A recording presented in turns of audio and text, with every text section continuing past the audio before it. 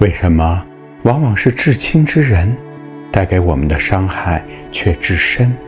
就像那句话所讲，让旅行者真正感到疲惫的并非是远山，而是鞋里的石子，那就是来源于家人给予的痛。为什么世间有那么多的人都在遭受如此困扰呢？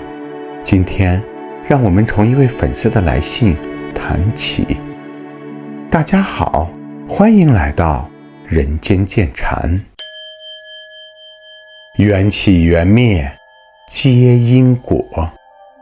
我收到的来信是这样的，有一位母亲，有一位女儿，彼此之间的交流却充满了暴力，有语言的暴力，甚至还有身体上的暴力，并且在女儿小的时候，这种暴力是单向的，但等到女儿长大后，就变成了双向的暴力。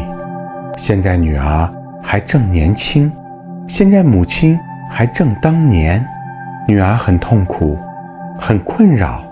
她告诉我，她想要逃离，斩断联系，彻底断缘。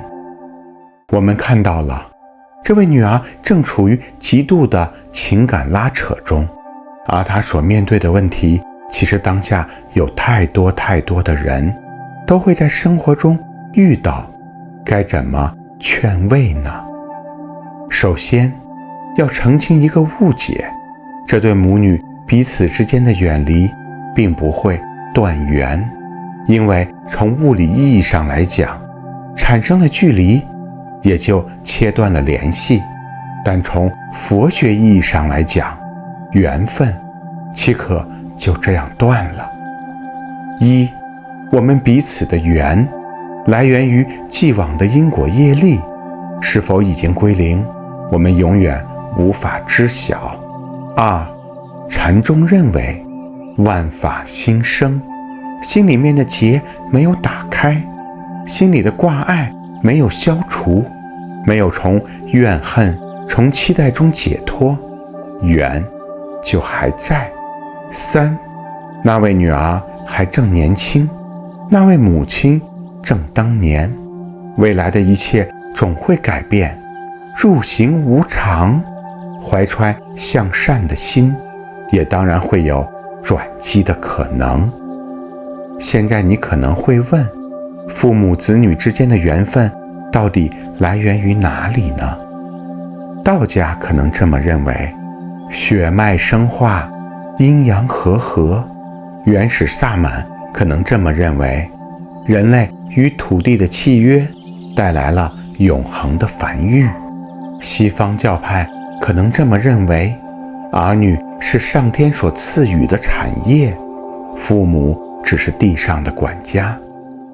而科学呢，并不尝试解答这样的情感问题，父母与子女只是基因延续的产物，来源于生物本能的冲动，以及催产素等激素在生理上的作用，让我们向着未来传递了一代又一代，父母儿女一同组成了家庭，成为了社会的最小基本单元。接着谈佛学的认知，在生活中我们经常会听到，这位是来报恩的，那位是来报怨的，还有是来所在的。用恩怨在这三类来简单描述父母与子女的关系，挺直白，当然也并不完全。其实在佛学中，父母子女的关系是非常珍贵的，非常浪漫的。我们彼此的相遇需要四缘和合才能存在。首先是因缘，这是来源于世间众生曾经彼此的念念不忘，作为儿女才有可能会携带业力种子来到作为父母的身旁。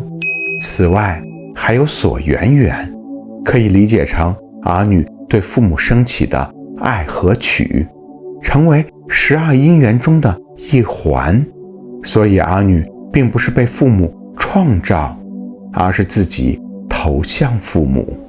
其次是等无间缘，就意味着因果链条上的每一环都不能断。父母需要相遇、相知、相许，母亲又要10月怀胎，每一步都不能错过。最后还有增上缘，也就是一切的客观有利条件，周遭的环境、亲友的撮合、家庭的促进等等。以上这些，我们暂且不去过多评判，但也能感觉到佛学在哲学思想上的辩证，以及在人文情感上的关怀。所以父母子女的关系真的是非常非常的难得，而其中倘若有什么冲突，也会成为最深刻的修行道场。我们会在其中不仅要了就在，还可以修忍辱，更能够生慈悲。那么又该如何看待至亲之间的冲突呢？爱怨纠缠皆执着。我们都知道，在佛学中，人生8苦：生、老、病、死、爱别离、怨憎会、求不得、五蕴炽盛。什么叫爱别离？和所爱之人分别是一种苦。什么叫怨憎会？和所怨之人纠缠也是一种苦。父母子女之间的亲情一旦有了冲突，又有爱别离，又有怨憎会，放又放不下，逃又逃不开，互相缠绕和交织，苦痛便加倍了。尤其在当下，上一代人和下一代人，爱别离的苦少了，怨憎会的苦多了。因为上一代和下一代的生活方式变了，物质食粮不是由父母亲自耕耘，而是在超市货架上自动刷新；精神食粮不是由父母谆谆教导，而是在手机屏幕上自娱自乐。下一代抱怨上一代不能理解自己，而上一代恰恰有着同样的苦恼。所以我想告诉这位粉丝，他所经历的母女关系的困扰是人生的普遍现象，千万不要过度否定自己，也不要过度否定母女关系。一切怨怼皆从亲起，若无有亲，亦无有怨。这条来自梁皇宝忏，也就是梁武帝用来超度皇后的忏文。当然了，这并不是特指亲情，不过我理解这句话并非让我们冷酷无情，而是让我们要参透亲情冲突的本质。那是什么呢？让我们看2个故事。山中的猎人兄弟在黑夜里险些被厉鬼吞噬，兄弟俩惊讶发现，所谓厉鬼居然是长期卧病的母亲所化。这是日本木偶片《鬼》。穷困的深山里，所有年满70岁的老人必须被孩子背上深山，直到冻饿而死。这是日本老电影《游山解考》。2个可怕的故事道尽了日本这个资源匮乏小国的无奈。父母伤害子女，子女伤害父母，也就是为了一点点食物而已。这就是一种资源博弈。你说我们现在不会如此了，吃穿都够用了，但父母子女彼此之间的争抢就会停止了吗？当然不会，这是凡夫的人性使然。现在争抢的是什么？是渴求对方给予的爱，是控制对方生活的吃，背后就是执着。